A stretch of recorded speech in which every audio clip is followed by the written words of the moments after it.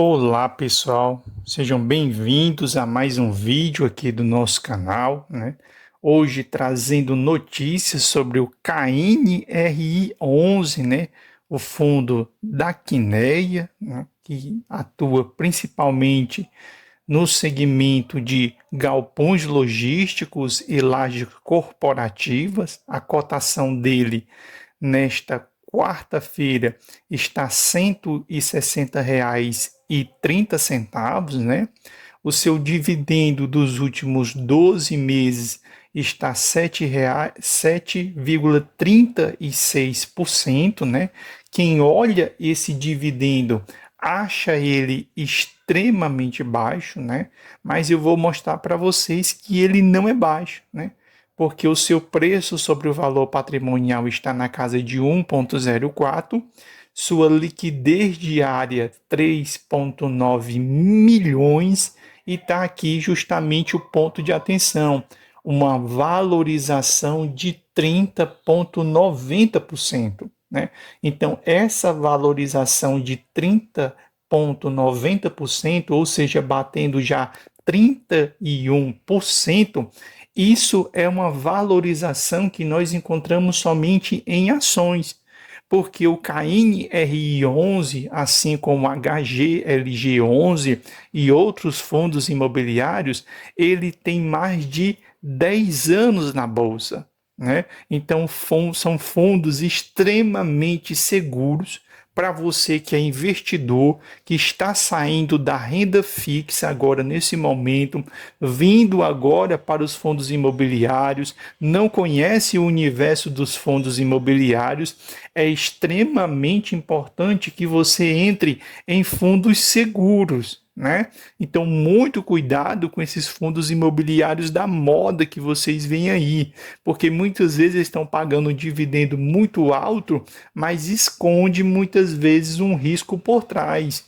E o KNRI, ele está na carteira conservadora da maioria dos investidores de fundos imobiliários. Primeiro, porque ele tem mais de 10 anos, ele é um fundo imobiliário da Quineia, mas quem está por detrás dele é o Banco Itaú, que é o maior banco privado do Brasil, né? Tem um dos maiores capitais, um dos maiores patrimônios, que semestre a semestre vem batendo aí os seus rendimentos, ou seja, é um fundo que tem uma estrutura sólida por trás, né?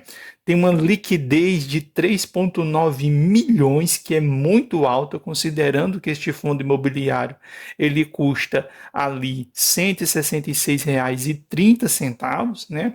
E se você olhar, né, ele é um fundo imobiliário, se nós olharmos o gráfico dele de valorização aí dos últimos um ano, né?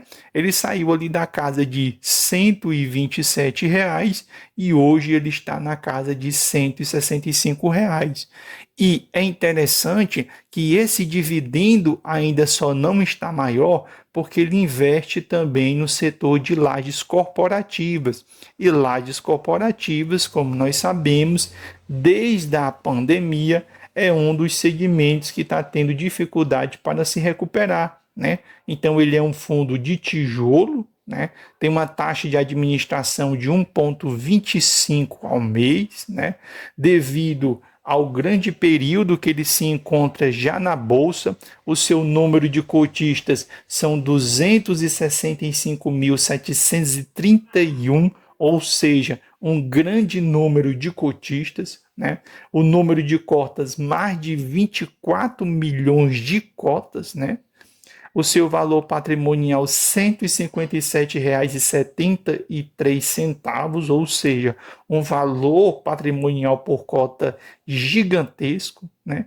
Tem um valor patrimonial de 3,89 bilhões, né?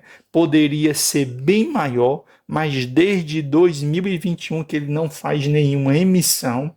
Se ele tivesse feito que nem os outros fundos imobiliários, como HGLG, como BTLG, ele já tinha provavelmente passado da casa dos 7 bilhões, né? E o seu último rendimento aí foi R$ 1, né? Se nós olharmos a rentabilidade dele, ele tem mais de 10 anos e ele nunca perdeu para a inflação. Talvez você esteja dizendo, e o CDI? CDI é a taxa de curto prazo. O fundo imobiliário, a maioria deles, a taxa é IPCA, é a inflação. Então, como nós podemos observar, se a inflação não for descontada, nos últimos 10 anos entregou uma rentabilidade de 146,44%. Se nós descontarmos a inflação, foi 39,96%, ou seja, muito grande. Por quê? Porque fundo de tijolo, qual é o benefício dele? É dividendo, valorização da cota e aumento do seu valor patrimonial. Por isso que boa parte dos investidores de fundos imobiliários, eles investem em tijolo, porque em tijolo você ganha dinheiro na cota, você ganha dinheiro no dividendo e você ganha dinheiro no patrimônio. Já no fundo de papel, geralmente você ganha dinheiro dele no dividendo.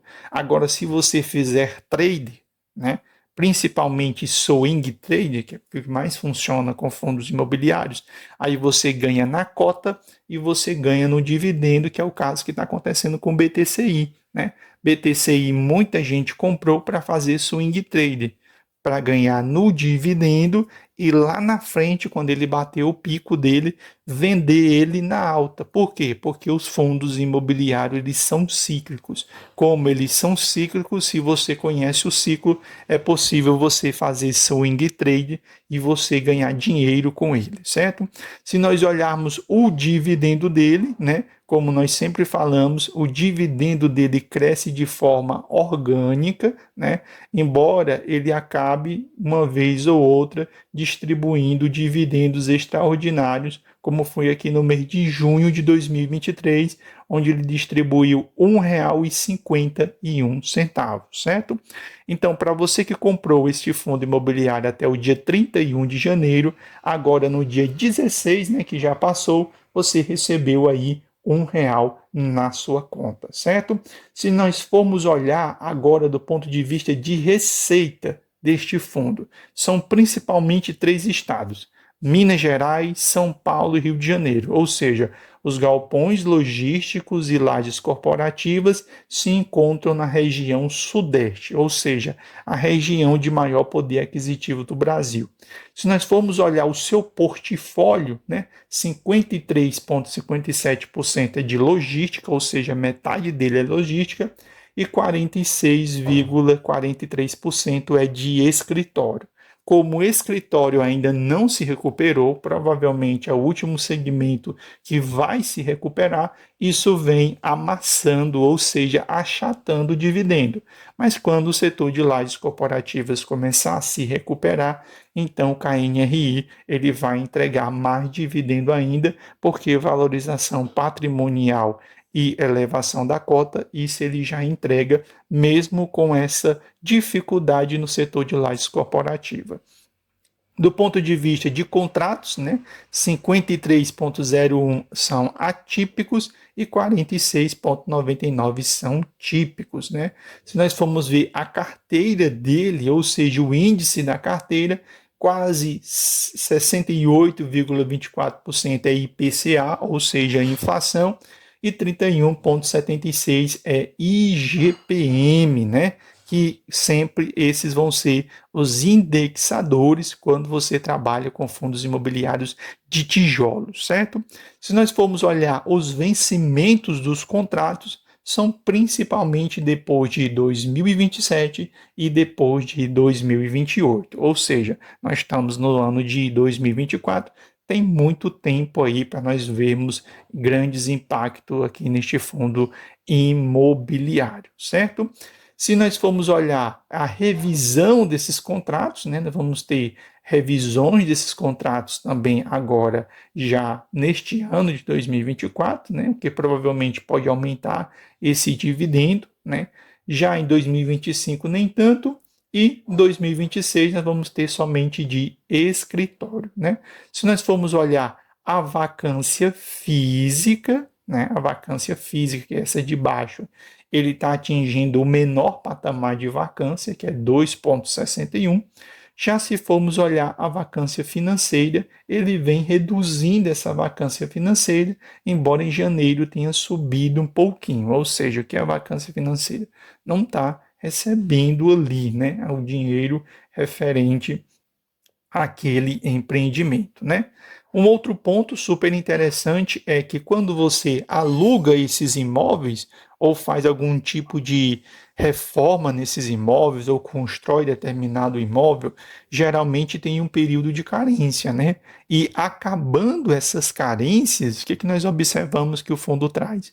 Nós vamos ter uma injeção de 42.232 aqui já no mês de fevereiro e até setembro, né, mês a mês, nós vamos ter aí cada mês uma injeção de recursos, ou seja, de receitas no fundo, sendo que em setembro nós vamos ter uma grande injeção de 613.864, ou seja, nós vamos ter injeções de dinheiro aí bem interessante, né, no fundo imobiliário, certo?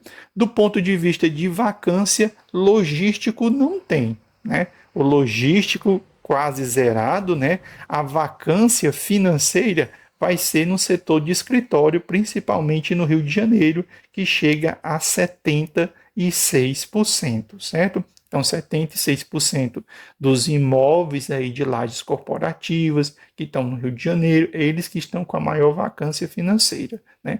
Depois, São Paulo, 16% e Minas Gerais, bem menor, só 7%. Já se formos olhar a vacância física, é no escritório, logístico não tem. E vacância financeira é no escritório e logístico não tem, porque, como nós já falamos, o segmento de escritório ainda está com a vacância física alta e com a vacância financeira alta, porque tem muitos imóveis que não conseguiram se recuperar ainda da pandemia, certo? Se nós formos olhar aí os inquilinos, ele é bem diversificado, certo? 10% em serviço, 9% financeiro, 25% comércio, 2% engenharia, 42% indústria, 3% logística, 7% tecnologia e 2% aí que uma diversificação, ou seja, que não tem tanta importância, né? Mais uma diversificação de segmento, né? A distribuição dos seus imóveis, né? Uma sequência aqui de edifícios localizado em São Paulo, principalmente nas principais regiões de Pinheiro, Itaim Bibi, Paulista e Vila Olímpia, né? Também nós temos os centros de distribuição, também localizados em São Paulo, principalmente nas regiões de Jundiaí, Sumaré, né? Mogi das Cruzes, Itaquaquecetuba e Cabreúva, né? Cabreúva aí também é um outro local onde tem grande quantidade de centros de distribuição. Minas Gerais, ele tem um centro de distribuição e tem edifícios, né?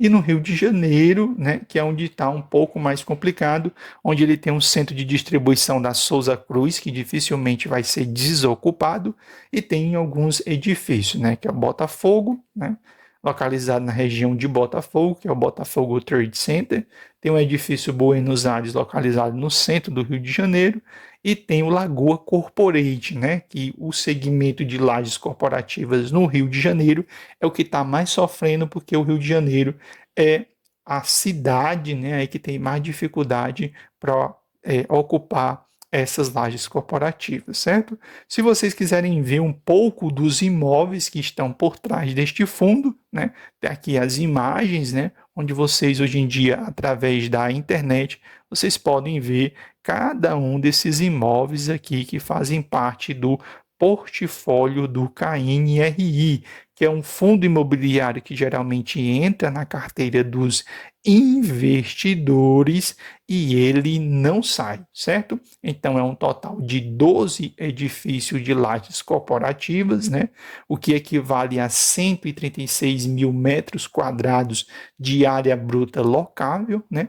E 8 galpões logísticos, né? Com aí 554 mil metros quadrados, ou seja, uma grande área aí para alocação, ou seja, tem um total aí de 20 imóveis com a área bruta locável de 690.942 mil metros quadrados, ou seja, uma baita área locável, né? Então, KNRI geralmente é um fundo que entra na carteira e geralmente não vende. Ele fica lá porque ele é um fundo muito seguro. Dificilmente você vai ver variações neste fundo, certo?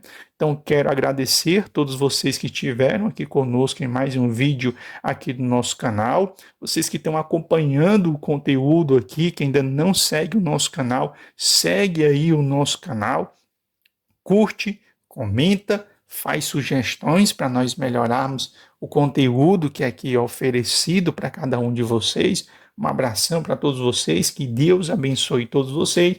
E como eu sempre digo no final dos nossos vídeos, que o ano de 2024 para os fundos imobiliários possa ser muito melhor do que o ano de 2023, certo? E aqui no nosso canal nós trazemos todos os dias as principais informações sobre os fundos imobiliários. Valeu e até o nosso próximo conteúdo aqui do nosso canal.